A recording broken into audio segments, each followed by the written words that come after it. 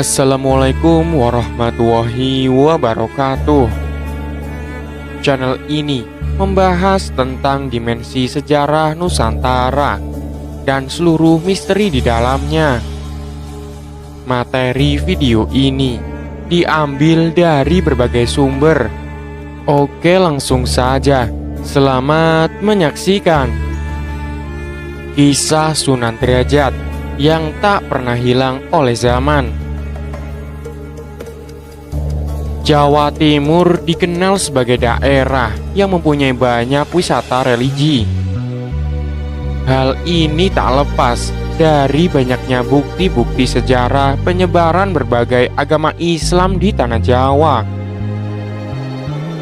Salah satunya adalah wisata religi peninggalan sejarah agama Islam. Tanah Jawa adalah daerah yang dipilih oleh banyak wali songo dalam menyebarkan agama Islam di Nusantara. Salah satunya adalah Sunan Derajat.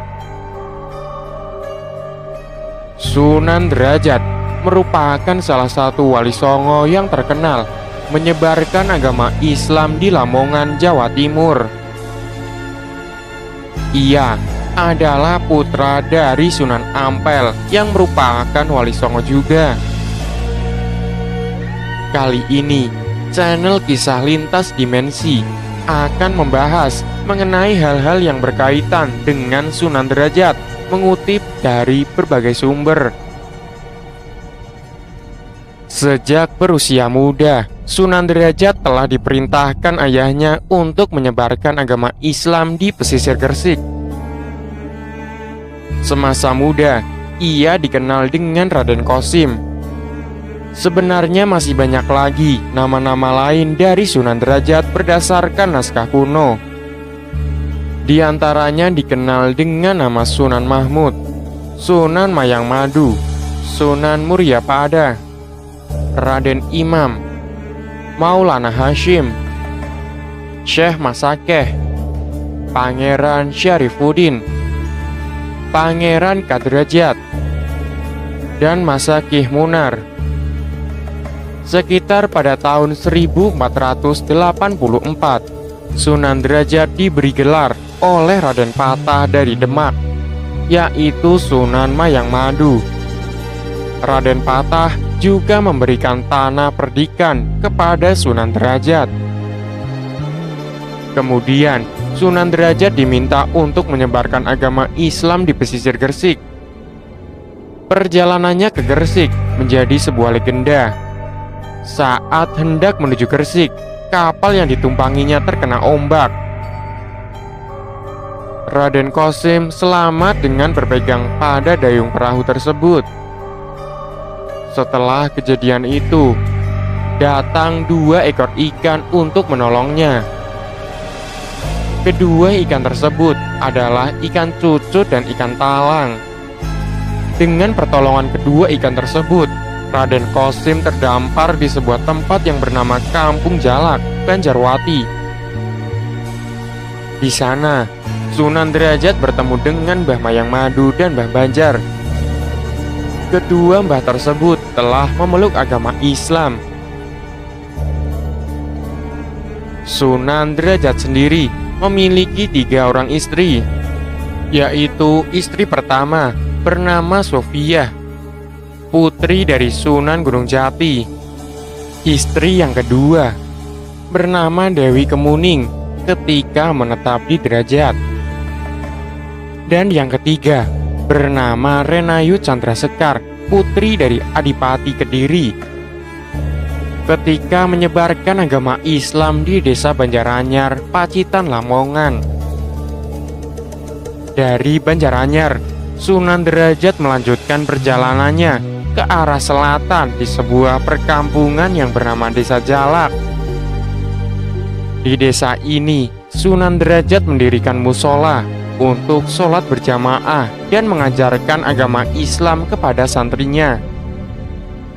Peristiwa ini berlangsung pada tahun 1481 Masehi. 1 tahun kemudian, beliau membuka daerah baru di sebuah bukit yang masih berupa hutan belantara, yang kemudian dinamakan Desa Derajat. Disinilah gelar Sunan Derajat disematkan. Sunan Derajat juga mempunyai gelar lain, yaitu pada tahun 1484 Masehi, Raden Patah dari Demak memberikan gelar Sunan Mayang Madu, sekaligus pemberian tanah perdikan. Dalam menyiarkan agama Islam, Sunan Derajat memfokuskan pada pendidikan, dakwah, dan sosial. Sunan Derajat juga sangat memperhatikan nasib para fakir miskin, yatim piatu, dan orang-orang terlantar. Sunan Derajat juga mempelopori orang-orang kaya dan para bangsawan untuk mengeluarkan infak, sedekah, dan zakat yang sesuai dengan tuntunan ajaran agama Islam. Sunan Derajat terkenal sebagai wali yang memiliki jiwa sosial yang tinggi. Ia ahli dalam mengelola ekonomi dan mempunyai bakat ilmu pertanian serta agama. Selain itu, Sunan Derajat dikenal dermawan kepada semua makhluk termasuk binatang. Juru kunci makam Sunan Derajat, Pak Yahya, menuturkan bahwa suatu ketika sang Sunan sedang menikmati sepoi-sepoi angin di bawah pohon rindang sambil memberi makan burung. Biasanya Kanjeng Sunan Derajat berdoa minta kepada Allah agar burung-burung menghampirinya. Lantas, beberapa burung bertengger di tangannya. Setelah Sunan memberinya makan, burung itu terbang kembali, kata juru kunci makam Sunan Derajat. Maka dari itu, Sunan Derajat dikenal mempunyai jiwa sosial yang tinggi. Ia juga mempunyai cita-cita untuk membantu memberantas kemiskinan. Sunan Derajat juga sangat memperhatikan masyarakatnya. Ia kerap berjalan mengitari perkampungan pada malam hari. Penduduk di desa merasakan aman dan terlindungi dari gangguan makhluk halus yang konon merajalela selama dan setelah pembukaan hutan itu. Usai sholat asar, Sunan Derajat juga berkeliling kampung sambil berzikir, mengingatkan penduduk untuk melaksanakan sholat maghrib. "Berhentilah bekerja, jangan lupakan sholat," katanya dengan nada membujuk. Ia selalu mentelateni warga yang sakit dengan mengobatinya menggunakan ramuan tradisional dan doa. Sebagaimana para wali yang lain, Sunan Derajat terkenal dengan kesaktiannya. Sumur Lengsanga. Lengsanga artinya lubang 9 di kawasan Sumenggeh. Diciptakan Sunan ketika ia merasa kelelahan dalam suatu perjalanan. Ketika itu, Sunan meminta pengikutnya mencabut wilus, sejenis umbi-umbian hutan. Ketika Sunan kehausan, ia berdoa. Maka dari 9 lubang bekas umbi itu memancar air bening, yang kemudian menjadi sumur abadi.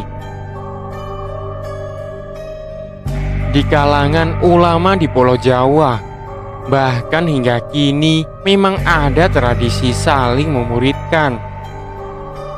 Dalam Babat Cirebon diceritakan, setelah menikahi Dewi Sufiyah, Raden Qasim tinggal di Kaderajat. Ia pun biasa dipanggil dengan sebutan Pangeran Kaderajat atau Pangeran Derajat. Ada juga yang menyebutnya Syekh Syarifuddin. Bekas padepokan Pangeran Derajat kini menjadi kompleks kuburan, lengkap dengan cangkup makam petilasan. Terletak di Kelurahan Derajat, Kecamatan Kesambi. Di sana dibangun sebuah masjid besar yang diberi nama Masjid Nur Derajat. Naskah Baduanar dan naskah Derajat mengisahkan bahwa dari perkawinannya dengan Dewi Sufiyah, Sunan Derajat dikaruniai 3 orang putra. Anak tertua bernama Pangeran Rekyana atau Pangeran Tranggana. Kedua, Pangeran Sandi. Dan anak ketiga, Dewi Wuryan. Ada pula kisah yang menyebutkan bahwa Sunan Derajat pernah menikah dengan Nyai Manten di Cirebon dan dikaruniai 4 putra. Namun, kisah ini agak kabur tanpa meninggalkan jejak yang meyakinkan. Tak jelas apakah Sunan Derajat datang di Jalak setelah berkeluarga atau belum. Namun, dijelaskan oleh kitab yang berjudul Wali Songo Babatipun Para Wali. Duk semono anglaksanani mangkat sakeluarga. Waktu diperintah Sunan Ampel, Raden Qasim konon berangkat ke Gresik sekeluarga. Jika benar, di mana keluarganya ketika perahu nelayan itu pecah? Para ahli sejarah masih mengais-ngais naskah kuno untuk menjawabnya. Tiap-tiap Wali Songo mempunyai gaya dan cara dakwah yang berbeda. Begitupun Sunan Derajat. Ia juga mempunyai ciri khas ketika berdakwah.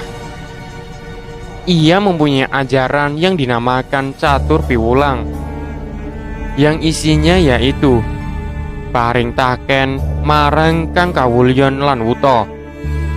Artinya, berikan tongkat kepada orang yang berjalan di jalan licin dan buta. Paring pangan marang kan kaliren. Artinya berikanlah makan kepada orang yang kelaparan. Paring sandang marang kang kawudan.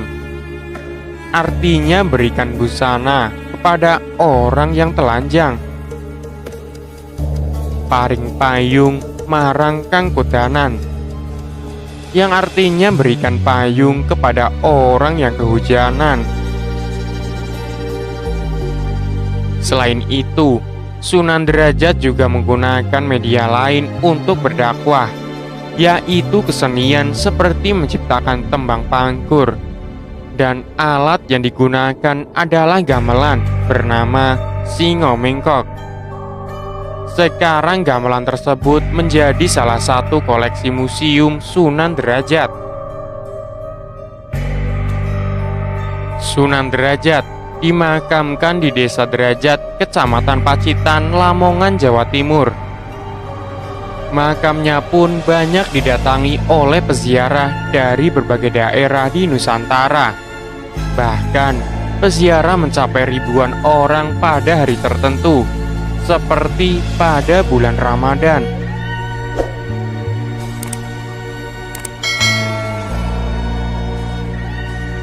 Sekian, salam rahayu. Wassalamualaikum warahmatullahi wabarakatuh.